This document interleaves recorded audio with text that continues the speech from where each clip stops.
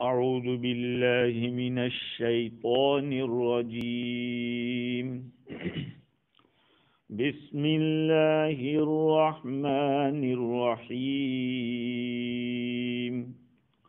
وأنكحوا الأيام منكم والصالحين من عبادكم وإمائكم إن يكونوا فقراء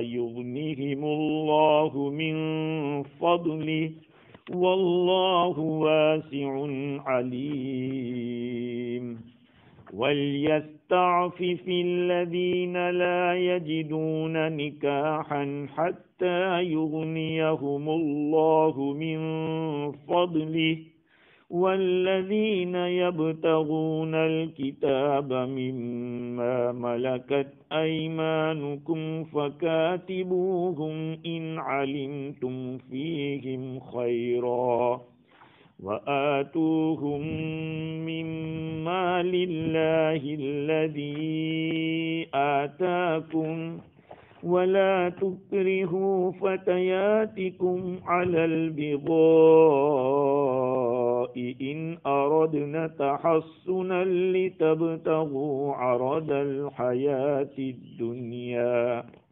ومن يكرهن فإن الله من بعد إكراههن غفور رحيم صدق اللہ العظیم۔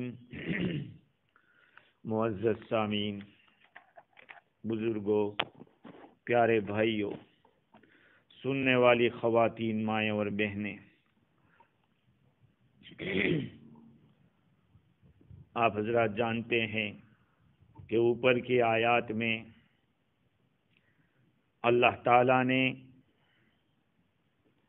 نفسانی خواہشات اور زنا کی روک تھام کے لیے نظروں کو نیچا رکھنے کا اور شرمگاہ کی حفاظت کا اور عورتوں کی طرف سے ہونے والی ایسی حرکتوں کا تذکرہ تھا جس کی وجہ سے آدمی کا دماغ خراب ہو سکتا تھا۔ اللہ تعالیٰ نے ان آیات میں عفت کا سامان فراہم کرنے کی طرف توجہ مبذول کرائی۔ اس جگہ پہ دو حکم دیے۔ پہلا حکم نکاح کا ہے، جن میں استطاعت ہو، طاقت ہو، ان کا نکاح کر دیا جائے۔ یہ پہلی آیت میں اللہ تعالیٰ نے نکاح کرانے کا حکم دیا، اور دوسری آیت کے اندر نکاح کی طاقت نہ ہو تو ان کو صبر سے اور ضبط سے کام لینا چاہیے، پاک دامن رہنے کی کوشش کرنا چاہیے۔ کل گزشتہ ہماری گفتگو نکاح سے متعلق ہو رہی تھی۔ علامہ عثمانی علیہ الرحمہ نے ایک روایت نقل کی۔ نبی اکرم صلی اللہ علیہ وسلم نے ارشاد فرمایا، اے علی، 3 کاموں میں دیر نہ کرو۔ نمبر 1، فرض نماز کا جب وقت آ جائے۔ نمبر 2، جنازہ جب موجود ہو۔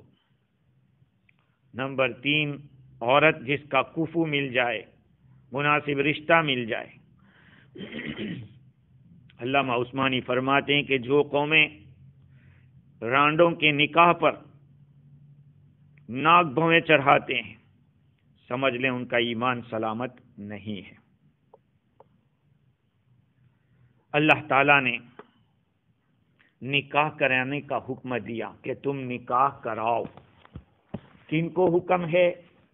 ان لوگوں کو حکم ہے جن کے ماتحتی میں وہ رہ رہے ہیں۔ نکاح کا بہترین طریقہ تو یہی ہے کہ خود اپنا نکاح کرنے کے لیے کوئی اقدام نہ کرے، بلکہ اپنے اولیاء کے واسطے سے یہ کام انجام دے، اپنے اولیاء کو بیچ میں رکھے۔ یہی بہترین طریقہ ہے۔ آج جو کچھ بھی نکاح کے معاملات میں کوتاہیاں ہو رہی ہے، اس کی بنیادی وجہ یہ ہے کہ مرد بھی اور عورت بھی، لڑکی بھی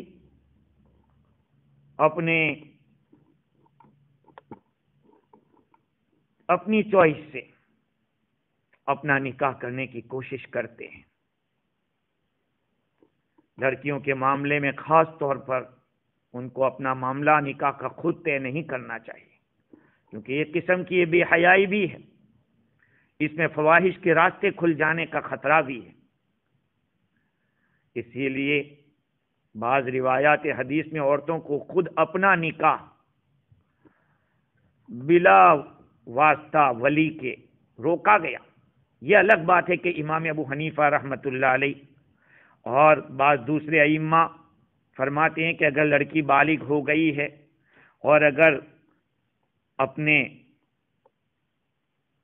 ولی کی اجازت کے بغیر نکاح کر لیتی ہے تو کفو میں کیا ہے، یعنی اپنے جیسے ایک مسلمان، اسی طرح سے اس کے باپ دادا وہ بھی مسلمان، اور کوئی ایسا پیشہ نہ ہو جس سے آدمی کی عزت پہ عزت پڑتی ہو۔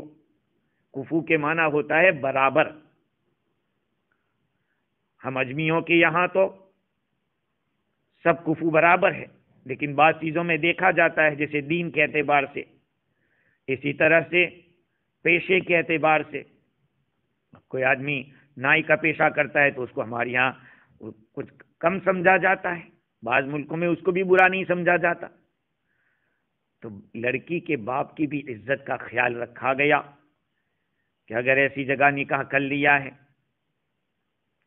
کہ لڑکا صرف مسلمان ہے، اس کے ماں باپ مسلمان نہیں ہے، اور لڑکی مسلمان ہے، اس کے ماں باپ بھی مسلمان ہے، دادا دادی بھی مسلمان، تو پھر لڑکی کے باپ کو اس کی اجازت ہے کہ اس نکاح کو کینسل کروائے، کیونکہ اس سے باپ کی بے عزتی ہو رہی ہے۔ چونکہ خاندان میں حضور اکرم صلی اللہ علیہ وسلم کا جو خاندان ہے بہت اونچا ہے، اس لیے ان میں آپس میں کفو خاندان کے اعتبار سے بھی ہے۔ ایک الگ ٹاپک ہے اس کے اوپر، ہدایہ کے اندر بھی باب الاولیاء والاقفیاء اس طرح سے باب قائم کیا ہے۔ تو امام ابو حنیفہ رحمۃ اللہ علیہ فرماتے ہیں کہ اگر بالغ لڑکی ہے اور اپنی چوائس سے ایسی جگہ نکاح کرتی ہے جو ہر اعتبار سے برابر ہے، قابل اعتراض نہیں ہے، آبجیکشن کے لائق نہیں ہے، تو نکاح ہو جائے گا۔ اور اگر ایسی جگہ کر لیا ہے تو پھر باپ اس کو کینسل بھی کروا سکتا ہے۔ اب یہ آپ اپنی طرف سے طے نہیں کر سکتے کہ مجھے یہ پسند نہیں ہے یا میرے لیے یہ خراب ہے وہ خراب ہے، وہ اپنی مرضی سے نہیں ہوگا، اس کو شریعت کی نظر میں دیکھا جائے گا۔ میں جب بمبئی میں تھا، دارالفتہ میں کام کرتا تھا، تو ایک صاحب نے مسئلہ پوچھا کہ ایک لڑکے نے نکاح کیا ایک لڑکی کے ساتھ، رشتہ داروں نے آپس میں ایک دوسرے کے رضامندی سے کیا، ارینج میرج کیا، لیکن لڑکی نے کہا تھا کہ میں اتنا پڑھا لکھا ہوں، شادی کے بعد سب کچھ ہو گیا، اس کے بعد پتہ چلا کہ لڑکا اتنا زیادہ پڑھا لکھا نہیں ہے جتنا اس نے بتایا تھا۔ تو ایک قاضی صاحب کے پاس گئے، قاضی صاحب نے کہا کہ انہوں نے جھوٹ کہا ہے، اس لیے نکاح کینسل کر سکتے ہیں۔ میرے پاس ہے، میں نے کہا نہیں کر سکتے۔ ایجوکیشن کوئی ایسی بڑی چیز نہیں ہے کہ جس کی بنیاد کے اوپر نکاح کو توڑ دیا جائے۔ ہاں اگر کوئی اور بات کے اندر جھوٹ کہا ہوتا جس کی وجہ سے لڑکی کے خاندان والوں کو نقصان ہو سکتا ہے، جبکہ یہ لڑکا تاجر بھی ہے، تجارت کر رہا ہے، سب کچھ کر رہا ہے، مالی اعتبار سے بھی، حالانکہ مال کو بھی شریعت میں اتنی اہمیت نہیں دی ہے، دینداری کی رعایت کی جائے گی، تو پھر وہ پہلے تو قاضی صاحب نے کہا کہ نہیں انہوں نے یہ کہا۔ میں نے کہا پھر تحقیق کر لو۔ تو پھر قاضی کا سیمینار تھا، میں بھی گیا اس میں، تو وہاں ایک بڑے قاضی صاحب آئے، ان سے پوچھا، کہا نہیں یہ کوئی بڑی چیز نہیں ہے کہ جس کی بنیاد پر نکاح توڑ دیا جائے۔ خیر، تو میں یہ عرض کر رہا تھا کہ اس کے لیے معیار اپنی خود کی چوائس نہیں ہوگی کہ میں اس کو ناپسند کرتا ہوں اس لیے میں کینسل کروانا چاہتا ہوں، نہیں، ہم لوگ شریعت کے تابع ہیں، شریعت جو کہے گی وہ ہمیں کرنا پڑے گا۔ تو نکاح کا سنت طریقہ تو یہی ہے کہ لڑکی خود اپنا فیصلہ نہ کرے، اپنے اولیاء کو آگے کرے، کیونکہ اولیاء جانتے ہیں، اس بات کو سمجھتے ہیں کہ لڑکی کا مزاج کیسا ہے، اس کو کس مزاج کا لڑکا چاہیے اور کہاں اس کا نباہ ہو سکتا ہے، تو یہ تو سنت طریقہ ہے۔ لیکن اگر کسی عورت نے کر دیا ہے تو امام صاحب فرماتے کہ نکاح تو ہو جائے گا۔ امام شافعی رحمۃ اللہ علیہ اس حدیث کی بنیاد پر کہ لا نکاح الا بولی، ولی کے بغیر نکاح نہیں ہے، اس لیے امام شافعی رحمۃ اللہ علیہ منع کرتے ہیں۔ قرآن کریم نے یہ تعلیم دی ہے کہ اولیاء و سادات سے نکاح کرا دیں، اپنے سرداروں سے، اپنے خاندان کے بڑوں کے ذریعے۔ اس کے سوا کیا ہے، اگر ان کے سوا کرا دیا تو قرآن مجید کی آیت تو خاموش۔ تو نکاح ایک بہت ہی اہم کام ہے، اور اس کے لیے بڑے لوگوں سے مشورہ کرنا اور ان کو بیچ میں ڈالنا یہ نہایت ضروری ہے۔ لیکن اگر کسی نے کر لیا ہے تو پھر دیکھا جائے گا کہاں کیا ہے، کفو میں کیا ہے، اپنے برابر کے آدمی کے خاندان میں کیا ہے، تب تو کوئی بات نہیں، تب تو باپ آبجیکشن نہیں کر سکتا۔ اس نکاح پر بہترین انداز میں جو بحث علامہ آلوسی بغدادی نے کی ہے وہ اچھی انہوں نے کہی، اچھے طریقے سے اس کو سمجھایا کہ نکاح کبھی واجب ہو جاتا ہے، کب واجب ہوگا، جب کہ آدمی کو شدت اشتیاق ہو، اس طرح سے کہ اس کو زنا میں پڑ جانے کا اندیشہ ہے کہ اگر نکاح نہیں کرے گا تو زنا کر ڈالے گا۔ اسی طرح سے اگر وہ نکاح نہیں کر سکے گا تو حرام نظر حرام سے نہیں بچ سکے گا، یا مستزنی ہینڈ پریکٹس سے نہیں بچ پائے گا۔ اور یہ نکاح فرض ہو جاتا ہے زنا سے بچ نہ سکنے کی صورت میں، اس طور پر کہ وہ باندی بھی خرید نہیں سکتا اور اتنے زیادہ روزہ بھی نہیں رکھ سکتا۔ اگر یہ چیز نہیں ہے، یعنی صبر کر سکتا ہے، روزے کے ذریعے کنٹرول کر سکتا ہے، زنا میں پڑنے کا اندیشہ نہیں ہے، تب تو نکاح واجب نہیں رہے گا، فرض نہیں رہے گا۔ اور یہ فرض اور واجب میں ضروری ہے کہ وہ مہر کا مالک بھی ہونا چاہیے، خرچے کا بھی برداشت کرنے والا ہونا چاہیے، تب جا کے یہ سب چیزیں ہوگی۔ اور بہر کے اندر ایک شرط اور لگائی کہ نکاح کرنے والا اپنے آپ پر ظلم کا اندیشہ نہ کرے۔ اگر آدمی کو زنا میں پڑنے کا اندیشہ ہے اگر نکاح نہیں کرے گا تو، اور دوسری طرف کہ نکاح کرے گا تو بیوی پر ظلم و ستم کرے گا، تو ایسی صورت میں یہ ظلم و ستم والی شکل کو مقدم کیا جائے گا، اس لیے کہ پہلی صورت میں تو اس کا نقصان ہے، اور دوسری صورت میں بیوی کا بھی نقصان ہے، دوسرے کا نقصان ہے۔ اگر ظلم کا اندیشہ ہے تو پھر نکاح کرنا اس کے لیے منع ہوگا، اس لیے کہ ظلم معصیت ہے اور وہ بھی بندے کے ساتھ ہے، اور زنا اس کے اندر حق اللہ اور حق العبد ہے، خصوصاً حق اللہ ہے، تو حق العبد کو اللہ تعالیٰ نے ہر جگہ مقدم رکھا ہے۔ خیر، تو اللہ تعالیٰ نے ان آیات کے اندر حکم دیا وَأَنْكِحُوا الْأَيَامَ مِنْكُمْ، تم نکاح کرا دو تم میں سے ان لوگوں کا جن کا نکاح نہیں ہوا ہے، جو بغیر بیاہے ہوئے ہیں۔ اگر نکاح نہیں کرایا آپ نے تو کل گزشتہ تو ایک روایت میں نے نقل کی تھی، دوسری ایک روایت یہ ہے، حضور اکرم صلی اللہ علیہ وسلم نے ارشاد فرمایا کہ جن ماں باپ نے اپنے بچے کا نکاح نہیں کرا دیا اور بچے نے کوئی گناہ کر لیا تو اس کی ذمہ داری ماں باپ کی رہے گی۔ حضرت عمر ابن خطاب رضی اللہ عنہ اور انس ابن مالک رضی اللہ عنہ فرماتے ہیں رسول اللہ صلی اللہ علیہ وسلم نے ارشاد فرمایا کہ تورات میں لکھا ہوا تھا کہ جس کی بیٹی 12 سال کی ہو جاوے اور وہ اس کا نکاح نہ کرے، اس حالت میں اگر لڑکی کسی گناہ کا ارتکاب کر لے تو گناہ نہ کرنے والے پر تو نکاح نہ کرانے والے پر گناہ ہوگا۔ یہ ذمہ داری ہے ماں باپ کی کہ اپنے اولاد کا اچھا نام بھی رکھے، اس کو تہذیب بھی سکھائے، رسپیکٹ سکھائے، آداب سکھائے، جوان ہو جائے تو اس کا نکاح کر دے۔ اگر بالغ ہونے کے بعد بھی نکاح نہیں کرے گا اور وہ کوئی گناہ کر بیٹھے گا تو اس کا گناہ باپ پر ہوگا۔ یہ دونوں روایتیں مظہری کے حوالے سے گلدستے تفاسیر کے اندر لکھی ہے۔ تو نکاح کا مسئلہ بہت اہم ہے اور اس کے ذریعے بہت سارے فوائد بھی وابستہ ہے، جیسے کہ میں نے کہا تھا کہ غنا اللہ تعالیٰ پیدا کرتا ہے۔ دیکھو، غنا اللہ پیدا کرے گا، ہمیں پیدا کرنے کی ضرورت نہیں ہے کہ شادی اس شرط سے کرے کہ اتنا دو گے تو میں نکاح کرتا ہوں۔ دو طرح کی باتیں ہو رہی ہیں ہندوستان کے بہت سارے علاقوں کے اندر۔ لڑکا ڈیمانڈ کرتا ہے کہ میں نکاح کرتا ہوں، اتنا پیسہ دینا پڑے گا، اتنی گاڑی دینی پڑے گی۔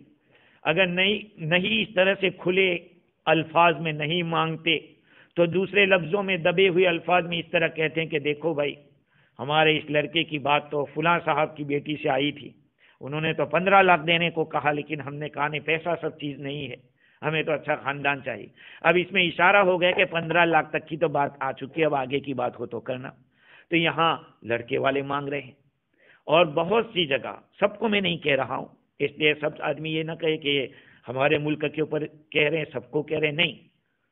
فورین کے بارے میں ہم نے اپنی نظروں سے دیکھا کہ بڑے پڑھے لکھے لوگ بھی اپنی بیٹی کی شادی کے لیے لڑکا جب ڈھونڈتے ہیں انڈیا کے اندر یا اپنے ملکوں کے اندر تو وہ ڈیمانڈ کرتے ہیں، اور کیا کہتے ہیں؟ اصل میں شادی کے بعد ان کو گھر لینا ہوگا تو ڈپوزٹ کے لیے بینک سے قرضہ چاہیے، تو ڈپوزٹ رکھنے کے لیے 20 لاکھ دو۔ یہ ذمہ داری لڑکے کی، وہ جہاں بھی چاہے اسکنہن من حیث سکنتم من وجدکم، تم اپنی عورتوں کو جہاں چاہو اپنی طاقت کے مطابق رکھو۔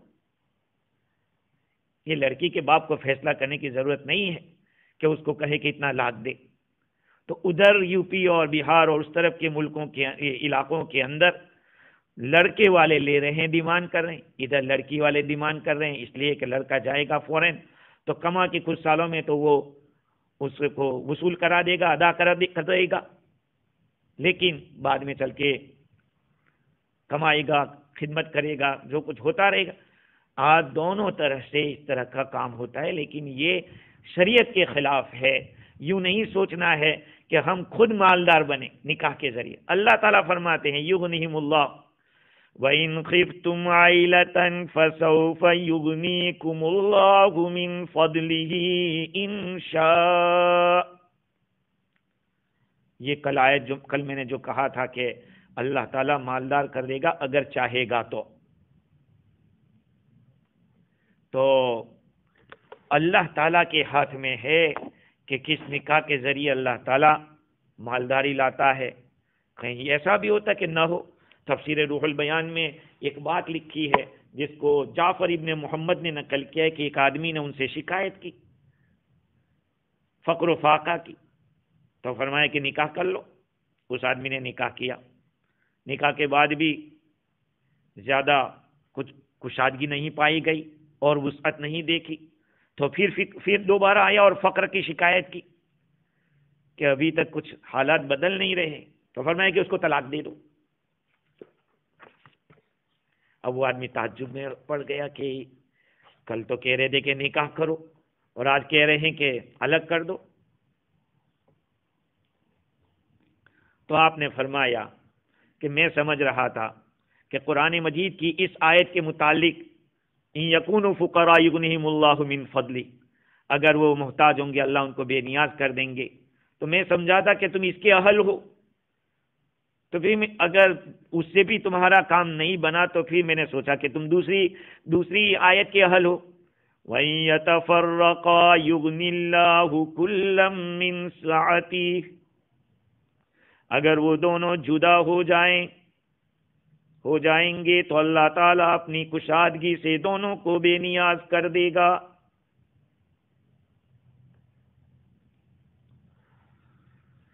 ایک روایت تفسیر روح البیان میں نقل کی ہے کہ یأتی علی الناس زمان لا ینال فیہ المعیشۃ الا بالمعصیہ فاذا کان ذلک الزمان حلت العزوبہ، لوگوں پر ایسا زمانہ آنے والا ہے کہ جس میں روزی گناہوں سے ہی ملے گی، گناہ کرنے سے ہی ملے گی۔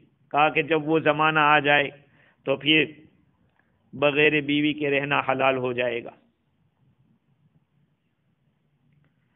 بڑی تفصیلات لکھی ہے، خلاصہ کلام یہ ہے کہ نکاح کے اندر بہت ساری خیر ہے، نبیوں کی سنت ہے، جیسے کہ روایت میں آیا حضور اکرم صلی اللہ علیہ وسلم نے فرمایا کہ 4 چیزیں نبیوں کی سنت ہے، اس میں سے ایک نکاح بھی ہے۔ بعض صحابہ کرام نے اپنے جذبات کے اندر یہ کہہ دیا کہ میں تو روزے رکھتا رہوں گا، دوسرے نے کہا میں نکاح ہی نہیں کروں گا۔ آپ صلی اللہ علیہ وسلم نے ان کی اصلاح فرمائی، بغیر رہنے کی ممانعت آئی ہے۔ رسول اللہ صلی اللہ علیہ وسلم نے ہمیشہ بغیر بیاہ کے رہنے کی ممانعت فرمائی، اور اس دن میں نے ایک روایت سنائی تھی حضرت عکاف رضی اللہ تعالی عنہ کی، آپ نے نکاح کو اپنی سنت قرار دیا۔ آگے اللہ تعالیٰ فرماتے ہیں کہ وَأَنكِحُوا الْأَيَامَ مِنكُمْ وَالصَّالِحِينَ مِنْ عِبَادِكُمْ وَإِمَائِكُمْ، تم نکاح کرا دو تم میں سے بغیر بیاہ لوگوں کا، وَالصَّالِحِينَ مِنْ عِبَادِكُمْ وَإِمَائِكُمْ، اور تمہارے غلاموں میں سے اور تمہاری باندیوں میں سے نیک لوگوں کا نکاح کرا دو۔ یہ آقا لوگوں کو حکم ہے، جو باندی اور جو غلام اس لائق ہیں کہ ان کا نکاح کر دیا جاوے تو وہ حقوق زوجیت ادا کر سکیں گے، تو نکاح ان کا کرا دینا چاہیے۔ مطلب یہ ہے کہ نکاح کر دیا تو پھر مغرور ہو کر خدمت نہ چھوڑ دیں آقا کی، آقا سے بھاگ نہ جائیں، کیونکہ ادھر آقا کا حق ہے اور آقا اپنا حق چھوڑ کے اس کا نکاح کرا رہا ہے، تو وہ یہ سوچے کہ چلو اب تو نکاح کرا دیا ہے تو اب باندی ہے تو وہ شوہر کے ساتھ رہے اور غلام ہے تو وہ باندی کے ساتھ ہی رہے، زندگی انہی کے ساتھ گزارے اور آقا کا کوئی خیال ہی نہ رکھے۔ اگر تمہیں اطمینان ہو، اگر تم ان کے اندر کوئی خیر پاؤ دیکھو تو پھر صلاحیت ہے ان کے اندر، صلاح کی قید لگائی کہ وَالصَّالِحِينَ مِنْ عِبَادِكُمْ۔ امام رازی نے تفسیر کبیر کے اندر لکھا ہے کہ صالح ہونے کا ذکر اس لیے کیا ان کا دین محفوظ ہو جاوے، ان کی صلاح ان کا تقوی باقی رہے۔ یہ اگر آپ دیکھو کہ یہ صالح ہے تو نکاح کرا دو گے تو اور ان کے دین کی حفاظت ہو جائے گی۔ اور دوسری بات یہ ہے کہ اگر صالح ہوں گے، غلام ہے باندی ہے اور وہ صالح ہیں نیک ہیں تو وہ ڈرتے رہیں گے، اگر نیک ہوں گے تو محبت کے اندر اولاد کے درجے کے رہیں گے، ان کو جو کچھ کہیں گے وہ کرتے رہیں گے۔ اگر وہ صالح نہیں ہے، مفسد ہے، بگڑے ہوئے ہیں تو وہ اس کے خلاف کریں گے۔ بھائی آدمی میں صلاح اور تقوی ہوتا ہے تو ہر وقت وہ ڈرتے رہتا ہے، اس کو ڈر رہتا ہے کہ کہیں خلاف شرع بات نہ ہو جائے۔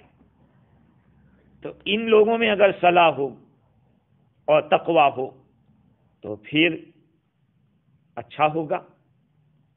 تیسری وجہ امام رازی نے یہ بتلائی کہ صلاح سے مراد نکاح کے معاملات کی صلاحیت ہو، حقوق زوجیت ادا کرنے پر قادر ہو۔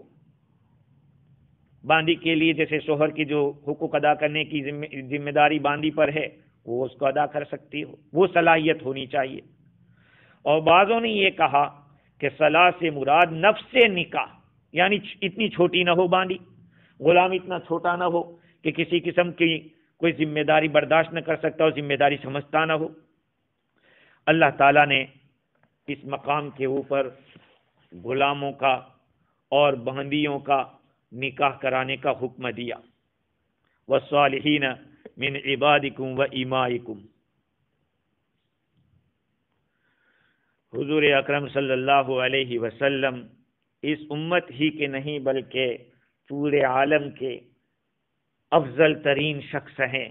اللہ تعالیٰ کے بعد اگر کسی کا مقام ہے تو وہ میرے اور آپ کے آقا سرکار دو عالم صلی اللہ علیہ وسلم کا ہے۔ جب آپ افضل آدمی ہوتے ہوئے اتنی بیویاں آپ کی تھی تو ظاہری بات ہے اتنی ساری بیویوں کے باوجود آپ کے مقام میں کوئی کمی نہیں ہوئی، آپ کے درجے میں کوئی کمی نہیں ہوئی، تو پھر نکاح افضل چیز ہے، نکاح کرنا ہی چاہیے۔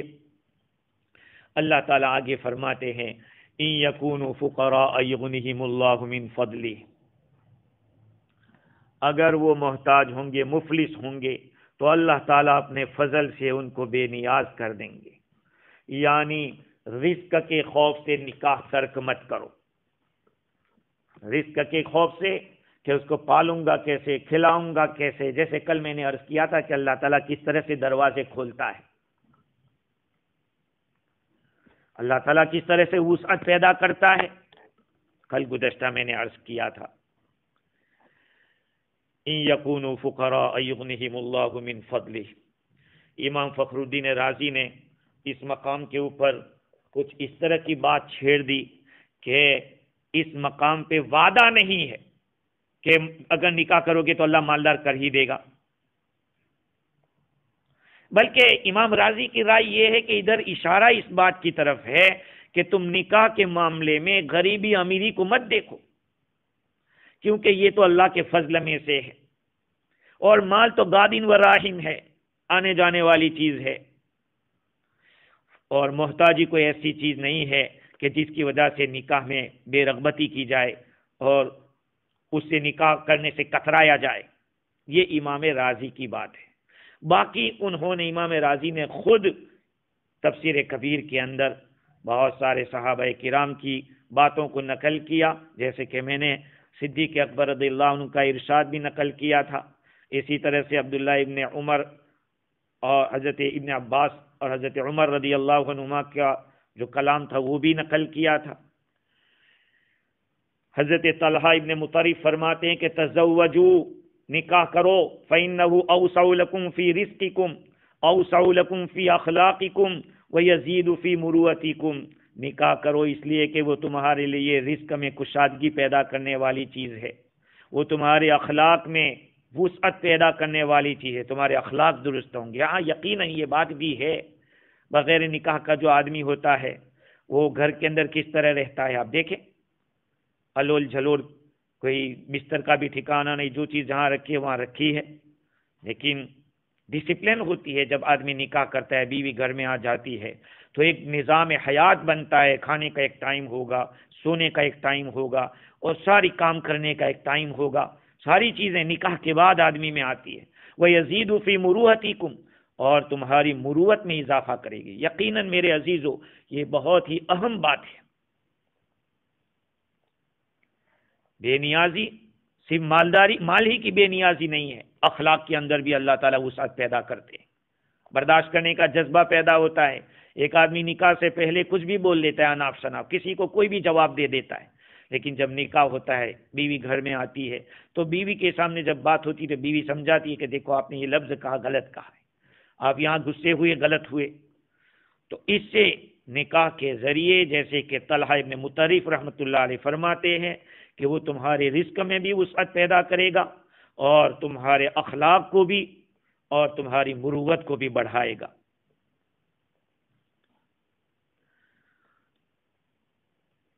آگے واللہ واسع علیم، اللہ تعالیٰ نے صفت بیان کی واسع کی۔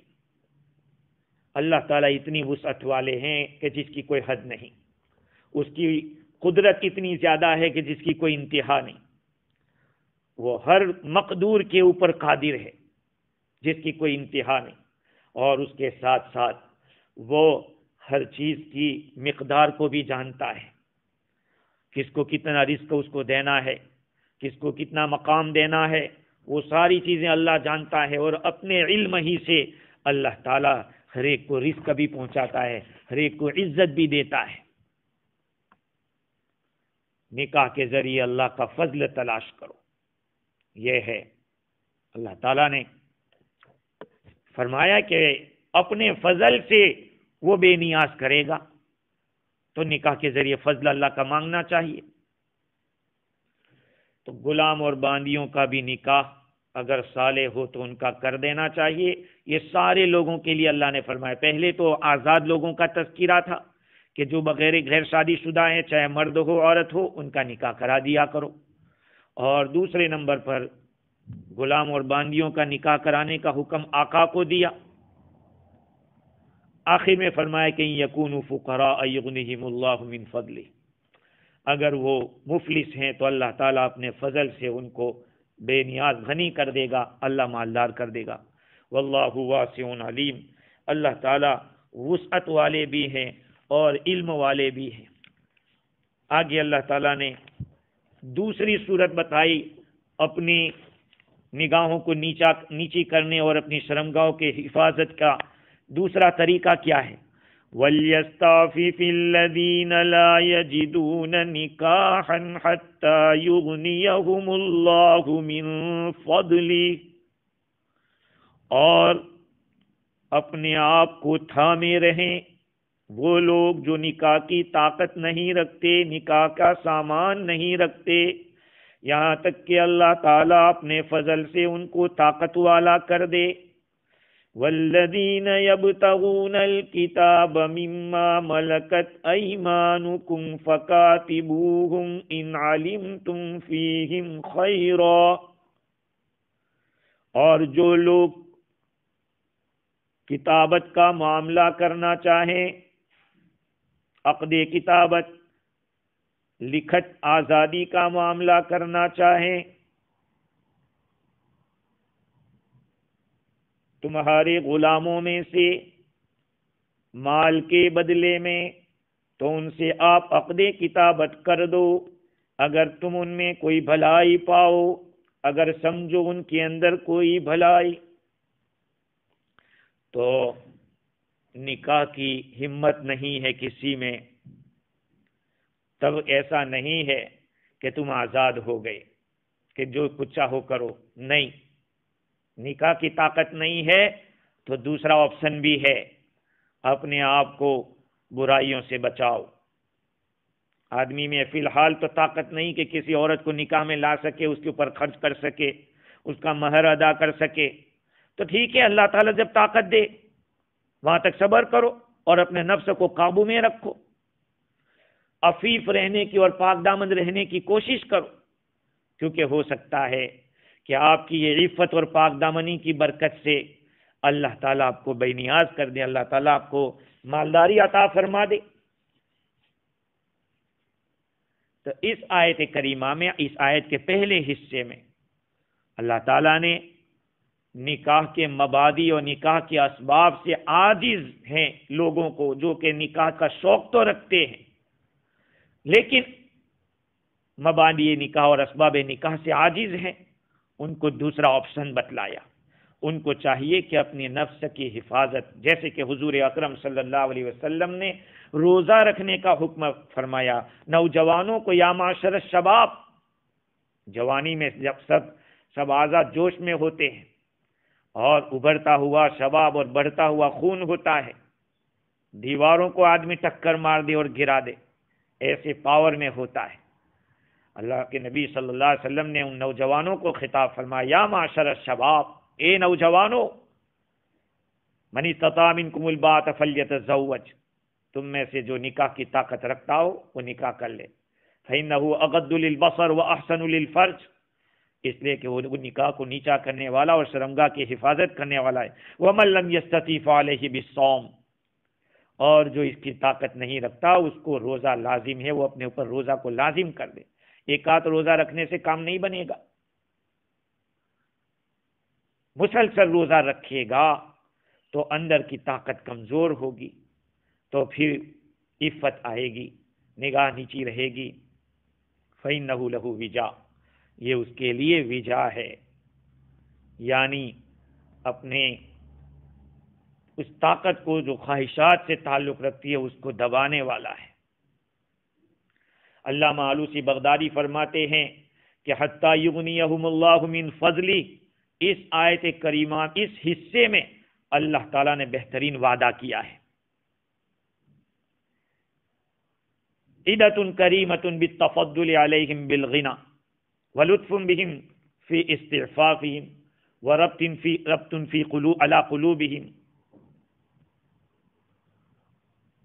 وربط علی قلوبهم وإذان بأن فضله تعالی اولا بالاعفاء وادنى من الصلحاء.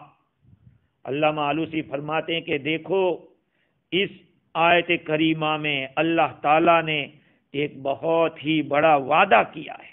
وہ یہ ہے کہ اللہ تعالیٰ ان پر احسان کرے گا مالداری کے ذریعے. جو آدمی پاک دامن رہے گا.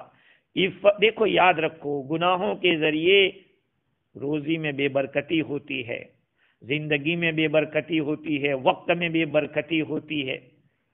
آدمی الگ الگ گناہ کے اندر مبتلا ہوتا ہے, جھوٹ بولتا ہے, روز اسی طرح حرام کماتا ہے یا غلط کام کرتا ہے, زناکاری میں لگتا ہے, ایسی جو برائیاں ہیں ان برائیوں میں لگتا ہے, تو اس سے کہیں روزی بڑھ نہیں جاتی, وہ روزی کم ہو جاتی ہے. اور آدمی جب پاک دامن رہتا ہے اللہ تعالیٰ اس کو مالداری عطا فرماتا ہے, اور اس کے ساتھ ساتھ اللہ تعالیٰ اور مزید اس کو پاک دامنی کے اندر اضافہ کرتے ہیں, ان کے دلوں کو جوڑتے ہیں. اور یہ بتلا رہے ہیں اللہ تعالیٰ کہ اس کا فضل خاص طور پر پاک دامن رہنے والے اور صلحاء کے قریب ہیں, یہ ان کے قریب ہے. وَلْيَسْتَعْفِفِ الَّذِينَ لَا يَجِدُونَ نِكَاحًا, نکاح کے معنی یہاں اسباب نکاح ہے. امام شافعی رحمۃ اللہ علیہ نے نکاح سے مراد منکوح لیا ہے کہ ایسی عورت کو نہ پائے جس سے نکاح کرے, تو پھر اس کو یہ رہنا چاہیے. اور حنفیہ کہتے ہیں کہ نکاح فعال کے وزن پر ہے, اس میں اعلیٰ ہے اور اسباب نکاح کے معنی میں ہے. پاک دامن رہیں وہ لوگ, اپنے آپ کو روکے رکھیں وہ لوگ جو نکاح کے اسباب پر طاقت نہیں رکھتے, یہاں تک کہ اللہ تعالیٰ اپنے فضل سے ان کو طاقت عطا فرما دے, وہاں تک صبر کرے. اپنی شہوت کو روزوں کے ذریعے توڑے. بعض حضرات نے کہا کہ روزہ رکھنے سے تو اور زیادہ گڑبڑ ہوتی ہے, دماغ خراب ہوتا ہے. ارے بھائی شروع میں ہوگا ایسا, اس لیے کہ شروع میں آدمی کی جو حرارت ہے اور شہوت ہے وہ اس میں ابھرتی ہے, اور دھیرے دھیرے جب روزے کی ایک عادت پڑ جائے گی تو شہوت ٹوٹے گی. ارے ایک چھوٹا بچہ 7 سال کا کل روزہ رکھا بچے نے ہمارے, ایک ہی روزے میں شام کو کہنے لگا کہ پاؤں درد کر رہے ہیں. تو یہ کیا, ایک ہی روزے میں کمزوری آئی. اگر بڑی عمر والا ہے, نوجوان ہے, تو زیادہ روزے رکھے, اس سے اس کے اندر کمزور. لیکن ایک بات یاد رکھیں, آپ کے لیے اس کی گنجائش نہیں ہے کہ اس طرح کی دوا استعمال کریں جس سے آپ شہوانی اعتبار سے کمزور پڑ جائیں. دواؤں کے ذریعے نہ کریں. بعض تفسیروں میں لکھا ہے کہ کافور کے ذریعے اپنی شہوت کو توڑنے کی کوشش نہ کرے, یہ مکروہ ہے, بلکہ بعض علماء نے حرام تک لکھا ہے. مرد اور عورت کا اس طرح کی دوائی کھانا اور اس دوائی کے ذریعے اپنی شہوت کو توڑنا, اس لیے کہ یہ نسل سے مایوسی کی طرف لے جاتا ہے. ایک اور بات جب بات آئی ہے تو میں کہہ دیتا ہوں, بہت سارے جوڑے نکاح کرتے ہیں اور نکاح کے بعد کہتے ہیں کہ ابھی ہمیں بچہ نہیں لانا ہے, 5 سال تو ہم اچھی طرح سے گھوم لے پھر لے اور اچھی طرح رہ لیں, اس کے بعد بچہ لائیں گے. ہوتا کیا ہے, ہوتا یہ ہے کہ گولی کھاتے ہیں یا اس طرح کی دوائیاں استعمال کرتے ہیں تاکہ علوق نہ ہو, بچہ ٹھہرے نہیں. اب یہ گولیاں کھاتے کھاتے جو تولید کی صلاحیت تھی, بچہ پیدا کرنے کی جو صلاحیت تھی, وہ ختم کر دی. اب چکر کاٹ رہے ہیں مولویوں کے, باپوؤں کے, تعویذوں کے چکر کاٹ رہے ہیں کہ کچھ کر دو. ارے پہلے تو نے کچھ کیا, اسی کا تو نتیجہ ہے. خود کردارہ علاج نیس. کچھ حضرات نے کہا کہ یہ جو حدیث ہے فَإِنَّهُ لَهُ وِجَاء، روزہ رکھ کر اپنی شہوت کو اس طرح سے توڑا جائے. کہا اس کے اندر اشارہ ملتا ہے کہ کوئی آدمی دوا کے ذریعے اپنی شہوت کو دبا سکتا ہے. اس کو تقریباً سب تفسیر روح المعانی ہے، انہوں نے کہا ہے کہ یہ قول مردود ہے، اس لیے کہ دوائیاں بہت خطرناک ہوتی ہے. کبھی کبھی ایسا ہوا کہ بعض لوگوں نے کافور استعمال کیا، کپور، اور اس کی وجہ سے ان کو ایسی بیماریاں ہو گئی، ایسے اپاہج ہو گئے. دوبارہ انہوں نے کوشش کی کہ پرانی طاقت پھر بحال ہو جاوے، وہ ناکام رہے. قیمتی قیمتی دوائیں استعمال کرنے کے باوجود ان کی خواہش واپس نہیں آ سکی. اگر کوئی آدمی ایسا ہے کہ نہ نکاح کرتا ہے، نہ نفلی عبادتیں کرتا ہے، تو ایسے آدمی کو تو یہی ہے کہ وہ نکاح کر لے. اس لیے کہ آدمی جب بیکار بیٹھا رہتا ہے، اکیلا جب رہتا ہے، تو اس میں بہت ساری الٹی باتیں سوچتی ہے. بہت سارے لوگ ٹیلی ویژن چالو کر کے رات کو اکیلے بیٹھ جاتے ہیں، اور رات کے وقت کیا کہ اس میں درشیہ دکھائے جاتے ہیں اور کیسی کیسی چینلیں آتی ہے، آدمی کہاں سے کہاں گم ہو جاتا ہے. یقیناً وہ بھی غلط ہے، بہت غلط ہے، جس کے اندر آدمی کی شہوتوں کو ابھارنے کے لیے اس طرح کی تصویریں دکھائی جاتی ہے، جہاں کھلے عام ننگ دھرنگ غلط کام کرتے دکھائی دیتے ہیں. یہ غیروں کی ایک چال ہے، اور ان لوگوں کا یہ ایک پلان ہے کہ دنیا میں فحاشیت اور عریانیت کو عام کر دیں. اس لیے اپنے آپ کو بچانا چاہیے. یہاں پر ایک بات اور معلوم ہونی چاہیے کہ اس آیت کریمہ سے بعض علماء کرام نے استدلال کیا ہے اس بات کے اوپر کہ دیکھو اللہ تعالیٰ نے کیا فرمایا، لا یجدون نکاحا، جو نکاح کے سامان کی طاقت نہ رکھتے ہو ان کو پاک دامن رہنا ہے. یہاں پر نکاح متع، ٹیمپرری نکاح، اس کے باطل ہونے کی دلیل ہے.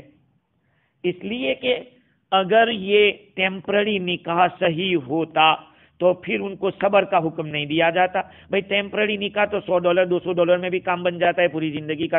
ٹیمپرری نکاح شیعہ لوگ کر رہے ہیں، مہینے کے لیے کیا، کوئی آ گیا مہینے کے لیے رہ لیے، جو کچھ کرنا تھا مہینے میں ٹھنڈے ہو گئے، پیسے دے کے چلے گئے. وہی نکاح کرتا ہوں 15 دن کے لیے. نکاح متع حرام ہے. شریعت کے اندر خیبر کے موقع پر آقا صلی اللہ علیہ وسلم نے اس کو حرام قرار دیا. کچھ وقت کے لیے اس کی اجازت دی گئی تھی، کچھ حالات ایسے تھے اس لیے. لیکن آج کے زمانے میں کوئی نکاح کرنے والا ٹیمپرری نکاح نہیں کر سکتا، دل میں چھپا کر بھی نہیں کہ میں اتنے دن کے لیے کر رہا ہوں. تو اگر یہ نکاح متع کی اجازت ہوتی تو اللہ تعالی جو نکاح کی طاقت نہیں رکھتے، نکاح تو ہمیشہ کی نیت سے کیا جاتا ہے، تو جو ہمیشہ کی نکاح کی طاقت نہیں رکھتی ان کو پاک دامن رہنے کا حکم نہ دیا جاتا. کہا جاتا کہ ٹھیک ہے نکاح متع کر لو. معلوم ہوا کہ اس کی گنجائش نہیں ہے. اس لیے نکاح کی طاقت نہ رکھنے والوں کو استعفاف کا اور پاک دامن رہنے کا حکم دیا. اس آیت کریمہ کے دوسرے جز کے اندر اللہ تعالیٰ نے ایک اور الگ حکم بتلایا ہے جس کا تعلق غلاموں کے ساتھ ہے. جیسے اوپر آقاؤں کو اپنے غلام اور باندیوں کا نکاح کرانے کا حکم تھا کہ جو صلاحیت رکھتے ہیں ان کا نکاح کرا دو. غلام رہتے ہوئے بھی اگر وہ نکاح کرنا چاہیں تو آقا ان کو منع نہ کرے، ان کا نکاح کرا دے. اس آیت کریمہ کے اندر ایک اور بات کا حکم دیا کہ پہلے تو وہ نکاح کرنا چاہتے تھے، اس کی اجازت دے دو، نکاح کرا دو. اب یہاں وہ آزادی چاہتے ہیں تاکہ وہ اپنی ذات پر آزادوں کی طرح تصرف کر سکے. تو ایک اور معاملہ یہاں بتلا رہے ہیں. اوپر نکاح کا معاملہ تھا، یہاں پہ عقد کتابت کا معاملہ ہے. اور کتابت کیا ہے؟ کتابت کہتے کس کو ہے؟ کتابت یہ ہے کہ غلام اپنے آقا سے یہ کہے کہ میں اتنی رقم آپ کو دے دوں گا، آپ مجھے آزاد کر دینا۔ آقا نے کہا کہ ٹھیک ہے، جب تو اتنی رقم ادا کر دے گا تو آزاد ہو جائے گا۔ اس کو دونوں اگر راضی ہو جاتے ہیں تو اس کو کہا جاتا ہے عقد کتابت۔ ما قبل سے ربط اس کا یہ ہے کہ پہلے ان غلاموں کی جو نیک تھے، صلاحیت رکھتے تھے، ان کے نکاح کا حکم تھا۔ یہاں پر جو مال ادا کرنے کی طاقت رکھتے ہیں ان کی آزادی کا مسئلہ ہے۔ یہ آیت کریمہ کیوں نازل ہوئی، اس کے بارے میں ابن سکن کی روایت ہے، عبداللہ ابن سبیح سے، کہ میں حویتب بن عبد العزیٰ کا غلام تھا، میں نے اس سے عقد کتابت کا سوال کیا کہ آپ مجھ سے ایگریمنٹ کر لے، کوئی رقم طے کر دے، میں اتنی ادا کر دوں تو میں آزاد ہو جاؤں۔ اس نے انکار کر دیا۔ اللہ تعالیٰ نے آیت کریمہ نازل فرمائی۔ معلوم ہوتا ہے اس آیت سے کہ کتابت پہلے سے معلوم چیز تھی، اسلام کے آنے کے بعد نہیں۔ بعض علماء جیسے خفاجی ہے، انہوں نے ضمیری کے حوالے سے لکھا کہ یہ کتابت کا جو لفظ ہے وہ ایک اسلامی لفظ ہے، اور حضرت عمر رضی اللہ تعالیٰ عنہ کے لیے مسلمانوں نے لکھا تھا۔ حضرت عمر رضی اللہ تعالیٰ عنہ کا جو ایک غلام تھا جس کو ابو امیہ کہتے تھے، حافظ ابن حجر رحمۃ اللہ علیہ کی رائے یہ ہے کہ یہ ایک اسلامی نام ہے جس کو جاہلیت میں کوئی جانتا نہیں تھا، لیکن آیت سے پتہ چل رہا ہے کہ اس کی پہلے کچھ اس کا تصور ہوگا۔ سوال یہاں پر یہ ہوتا ہے کہ یہ غلاموں والی بات کیسے، اسلام میں غلامی کا تصور کیسے ہو سکتا ہے؟ تو یہ کوئی نئی بات نہیں ہے، اسلام سے پہلے بھی اس طرح کا معاملہ رہا ہے۔ اسلام نے تو آزادی دلائی ہے، سکھائی ہے، چھوٹے چھوٹے بہانے کے اوپر آزاد کرنے کو بتایا۔ کسی نے غلط قسم کھا لی ہے، قسم توڑ دی، تو کہا غلام آزاد کر دو۔ کسی نے اپنی ماں کے زہار کر دیا، کہا غلام آزاد کر دو۔ اسلام نے غلام کی آزادی کو بہت بڑا ثواب قرار دیا۔ یہ غیروں کی ریشہ دوانیاں رہی کہ اسلام کی خوبیوں کے اوپر پردہ ڈالنے کے لیے اور دھول ڈالنے کی کوشش کی، لیکن اسلام کی خوبیاں انہیں نظر نہیں آئی بھی تو انہوں نے اس کو چھپانے کی کوشش کی۔ تو جنگی قیدیوں کو خدمت گار بنانا یہ ایک ایسا زرین اصول ہے کہ دنیا اس کی نظیر پیش نہیں کر سکتی۔ ہاں، حکومت اگر اسلامی ہو، ان کی یہاں اگر 10 قیدی آ جاوے تو ان نہتوں کو مار ڈالنا اور ختم کر ڈالنا، ان کو ننگا بھوکا رکھ کر ہلاک کر دینا، یہ ظلم ہے۔ اسلام میں اس کی گنجائش نہیں ہے۔ ان کو چھوڑ دینا دشمنوں کو طاقت دینا ہے۔ بھائی جو مقابل دشمن ہے ان کے آدمی پکڑے جائے اور ان کو ایسے ہی چھوڑ دو تو کیا سوچیں گے کہ بزدل ہے، وہ سزا دینے کی طاقت نہیں تھی، تو یہ اور طاقتور ہو جائیں گے۔ تو دوسرے کو اس طرح سے طاقت دینا اپنے آپ پر ظلم ہے، یہ اپنے آپ پر ظلم ہے کہ وہ جری ہو جائیں گے اور ہمیں ختم کر دیں گے۔ تو قید کرنا بھی ظلم ہے، لیکن وہ اس سے کم ہے، اپنے اوپر ظلم کرنے کے مقابلے میں کم ہے۔ ہاں، اس کی نگرانی رکھی جائے، اس کی خدمت کی جائے، کھانے پینے کا انتظام کیا جائے، اور ان کو درمیانی طریقے سے کچھ مال بھی دیا جائے، ایک آدمی کو جیسے خرچہ چاہیے وہ دیا جائے۔ اسلامی حکومت میں روزانہ کے 30 لاکھ روپے پہ بھی خرچے ہوئے ہیں، اس طرح کا ہوا ہے۔ اگر یہ خرچہ اتنا زیادہ ہو، اس کے مقابلے میں مجاہد ہیں جو بھی فائٹر تھے ان کے اندر تقسیم کر دیا جائے کہ وہ اس کا خدمت گار بن کر رہے گا، اس کی قابلیت کے موافق اس سے خدمت لی جائے گی، اور نوشت و خوان لکھنا پڑھنا اگر اس کو حساب کتاب آتا ہے، دکانداری اور صنعت و حرفت کے جو کام ہیں وہ اس سے لیا کریں، تو ایک گھرانے کے لیے ایک آدمی کا خرچے کا بار بھی نہیں لگے گا، وہ کما کر لائے گا، اس کا بھی کام چلتا رہے گا، اس کا بھی چلتا رہے گا۔ خاندان کا ایک فرد بن کر رہے گا، تجارت صنعت حرفت میں اولاد کی طرح وہ لگ کر کام آئے گا، تو اس طرح سے وہ کھلا بھی رہے گا، لوگوں سے مل بھی سکتا ہے، سب کام بھی کر سکے گا، علم بھی حاصل کر سکتا ہے، اور آقا کا منظور نظر بھی رہے گا۔ یہ ساری چیزیں ہوگی تو اسلام کے اندر غلامی کا جو تصور ہے وہ تو بہت ہی اچھا رہا ہے۔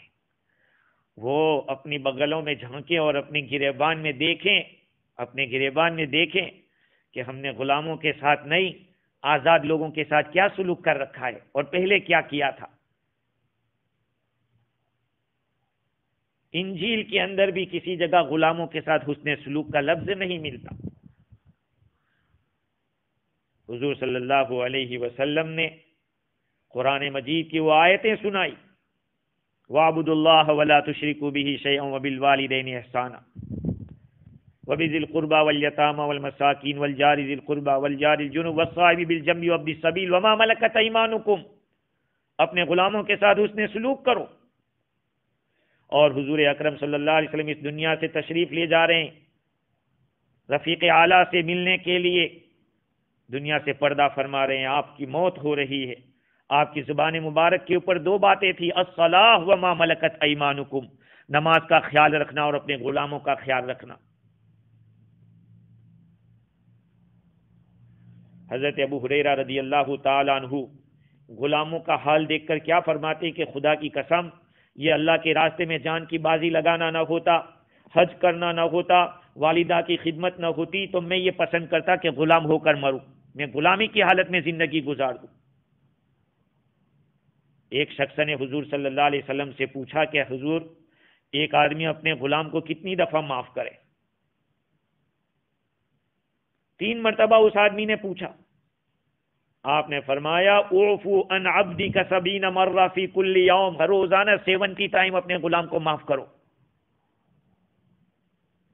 حضور اکرم صلی اللہ علیہ وسلم کا ایک اور ارشاد ہے کہ ایما رجل کانت لہ جاریۃ، وہ آدمی جس کی پاس باندھی ہو، فأدبها، اس کو ادب سکھایا، فأحسن تعلیمها، اس کی تعلیم کو اچھا کیا، اچھی طریقے سے اس کو تعلیم دی، وأعتقها، اس کو آزاد کیا اور اس کے ساتھ نکاح کر لیا، فلہ اجران، اس کو ڈبل ثواب ملے گا۔ ہاں، یہ باتیں ہیں اسلام کے اندر غلاموں کے ساتھ سلوک کی۔